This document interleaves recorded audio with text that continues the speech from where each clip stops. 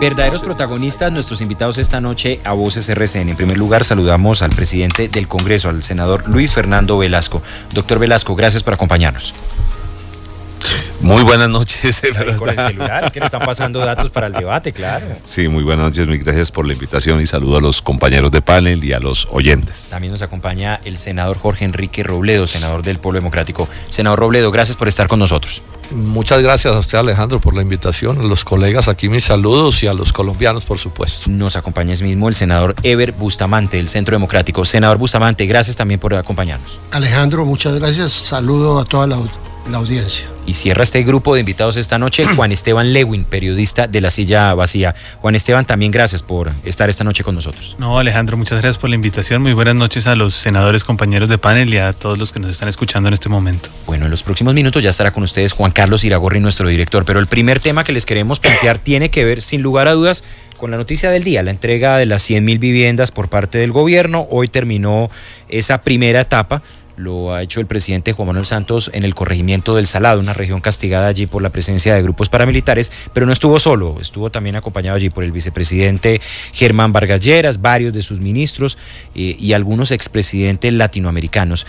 Pero esto fue lo que dijo el presidente Juan Manuel Santos a propósito de las críticas que ha recibido sobre este programa de viviendas gratis. Demagogos, mentirosos, populistas, tramposos, eso nos decían cuando lanzamos el programa de las 100.000 viviendas. Nos decían que era imposible, que cómo así que habíamos prometido, acuérdese, ministro, 1 millón de viviendas. Y quiero preguntarle al senador Ever Bustamante si las críticas, como dijo el presidente, son de demagogo, de farsante, ¿en algo tenían razón o el presidente se salió con las suyas y logró sacar un buen proyecto de vivienda? No, yo creo que se ha salido con las suyas haciendo más demagogia. Yo quisiera hacer dos anotaciones, tanto sobre lo que ha señalado el senador Robledo como lo que ha señalado nuestro presidente del Congreso, el senador Velasco. En primer lugar, creo que hay mucho que decir del programa de las 100.000 viviendas, mucho, pero yo anotaría dos cuestiones que me parecen esenciales. Una es un tema de transparencia.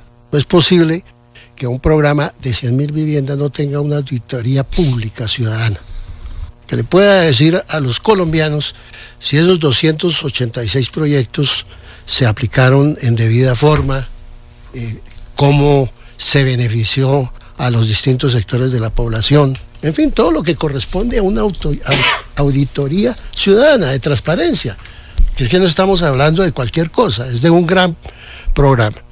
Segundo aspecto, mire, relacionado también con la transparencia. Si el senador Robledo ha tenido grandes dificultades para que le entreguen información los ministros, ¿cómo será un ciudadano común y corriente? No hay claridad, entonces eso es demagogia, decir que se está entregando la casa número 100.000, pero no se dice y ni se le informa a los colombianos dónde se han desarrollado esos 286 proyectos a través de las distintas del sistema fiduciario. Es claramente una falla. Ahora, en relación con lo que mencionaba el senador Velasco de la política de vivienda, mire, un programa de esta naturaleza que va orientado a distintos sectores y franjas de población tiene que tener en cuenta varios aspectos. El del corregimiento del Salado, tomo eso como referencia. Salado fue víctima de una masacre en el año 2000. Allá el problema no se resuelve con entregar unas viviendas. El gobierno tiene que decir, hombre, ¿cuál ha sido el programa de recuperación de esa comunidad? Eso pasa por tener deporte, pasa por tener educación, pasa por tener convivencia dentro de la comunidad.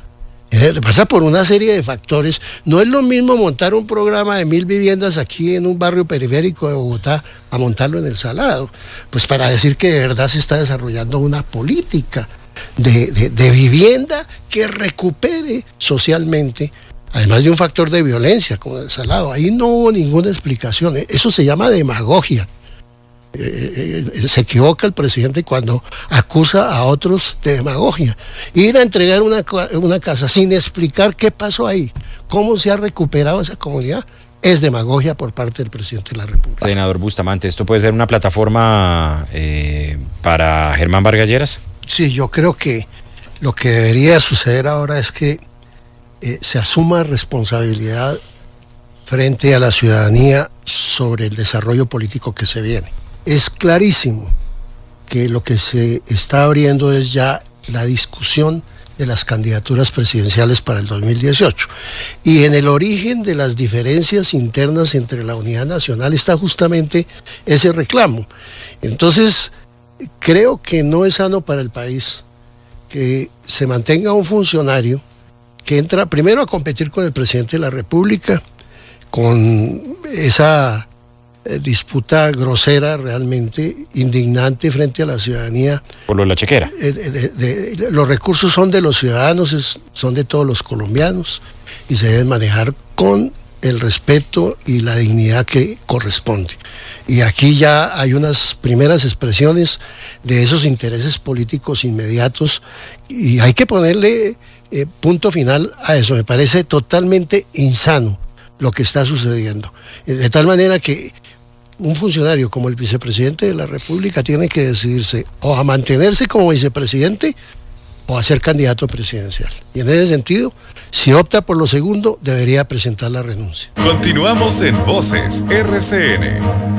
8 de la noche, 7 minutos, seguimos en Voces RCN con Luis Fernando Velasco, Jorge Enrique Robledo, Eber Bustamante y Juan Esteban Lewin. Y en esta parte les queremos preguntar por el caso Salucot. Finalmente el gobierno tomó la decisión esta semana de liquidar esta cooperativa del sector salud que venía operando como EPS, también tenía o tiene a su cargo varias IPS, y el gobierno lo que ha dicho es que los usuarios pasan ahora a depender de Café Salud, que también en medio de este entramado empresarial hace parte también de ese conglomerado de lo que se conocía como el grupo empresarial Salucot. Pero hay una noticia que se ha producido esta tarde por cuenta de una advertencia que hace la Contraloría. Andrés Amador, para recordarle a los oyentes. Pues sí, Alejandro, con las buenas noches. El organismo de control ha aclarado en un comunicado que no es cierto que con la liquidación de Salucop se vaya a resarcir, dice la Contraloría, el daño patrimonial que por 1.4 billones de pesos se ha causado al Estado con esta desviación de recursos del Sistema General de Seguridad Social en Salud. En el comunicado también el organismo está recordando que el 11 de febrero del año pasado se confirmó en segunda instancia el fallo de responsabilidad fiscal que fue emitido en su momento el 13 de noviembre del año 2013 por esa astronómica cifra de 1.4 billones de pesos contra un grupo de directivos de Salucop, entre ellos recordemos Carlos Gustavo Palacino, que era el presidente del conglomerado empresarial. Y también la Contraloría pues ha señalado en este comunicado que se mantienen vigentes las medidas cautelares sobre varios inmuebles de propiedad de esta EPS en proceso de liquidación y también del señor Palacino Antía, que para la época oficiaba como la cabeza principal de este entramado, este grupo empresarial. Senador Bustamante, pero ¿no será que es un problema mundial? Porque incluso vimos todos los líos de la reforma del famoso Obamacare en Estados Unidos. ¿No será que es que el modelo también está haciendo fracaso? Bueno, en Estados Unidos ha habido un problema, digamos, es un tema recurrente de campaña presidencial, siempre una discusión sobre el sistema de salud permanentemente, y hay unas diferencias sustanciales entre el Partido Demócrata y el Partido Republicano. Pero hay otros países que lo han resuelto y lo han resuelto bien desde el ángulo de lo público, digamos con un componente alto de servicio de lo público. Aquí en Colombia, mire, no solo es un problema de política pública, sino de criminalidad. ¿Qué diferencia hay entre los captadores de dinero de Interbolsa, que hoy por lo menos los están persiguiendo, y los señores de Salucop, que hicieron exactamente lo mismo, con una diferencia, es que de por medio sí está la vida de las personas? Y no hay criminalizado, no hay imputación penal a ningún responsable. Eso es sumamente grave. Digamos, yo diría que de mayor trascendencia, por supuesto, conocemos el problema de la paz, el conflicto con las FARC, en fin, pero este tema de salud involucra a los 47 millones de colombianos. Por favor, alrededor de eso hay que hacer una reforma estructural, y yo diría que aquí hay un problema central, y en eso tengo una coincidencia con el senador Robledo, y es que, digamos, en la medida en que la administración se entregó al sector privado para hacer negocio, se distorsionó totalmente el verdadero espíritu de un sistema de salud que le llegue directamente al ciudadano. Entonces, ¿considera que esa reforma estructural sería volver única y exclusivamente público el sistema de salud del país? Podría haber variaciones, no exclusivamente, sino un alto componente de la publicidad. Mire, aquí en Bogotá tenemos un ejemplo, con todo eso de lo que pasó con el sistema de salud. El antiguo hospital San Juan de Dios. Un hospital de altísima complejidad, de cuarto nivel para la época de complejidad. Y murió a manos de la privatización de la salud.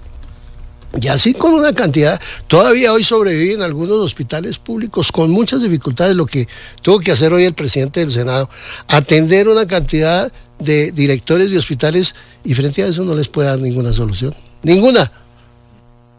Eso es gravísimo. 827, senador Jorge Enrique Robledo, senador Velasco, senador Eber Bustamante, Juan Esteban Lewin, gracias por estar con nosotros en Voces RCN y a ustedes también por estar en sintonía.